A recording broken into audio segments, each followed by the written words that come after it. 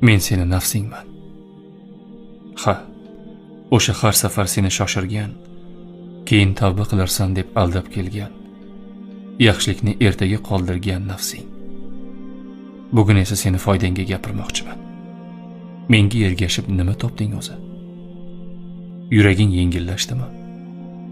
Yo'q. Faqat charchoq, tushkunlik va bo'shliq ortdi. Har safar men seni vaqtinchalik rohatga chaqirdim. Lekin ortidan pushaymonni ham birga berdim. Men seni yutqazdim. Sen esa buni erkinlik deb o'ylading. Mana, Ramazon keldi. Va hozir biz ikkimiz sen bilan yolg'izmiz. Balki bu safar menga ergashadigan emas, meni jilovlaydigan vaqting kelgandir. Nafsim yomon deyish oson. Aslida men sinovman. Agar sen meni boshqarsang, men seni ko'taraman. Agar men seni boshqarsam, seni yiqitaman.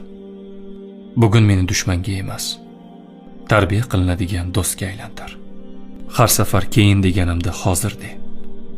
Har safar gunohga boshlaganimda meni to'xtat. Va meni jilovlashning yo'li ham bor. Ruhni tarbiyalaydigan, qalbni uyg'otadigan ilmlar bor. Shayximizning ruhiy tarbiya kitoblarini o'qish ayni muddao. Bu kitoblar nafsning xohishlariga ergashishni emas, ulardan voz kechishni o'rgatadi. Seni o'zing bilan kurashga tayyorlaydi va asta-sekin komillik sari yetaklaydi.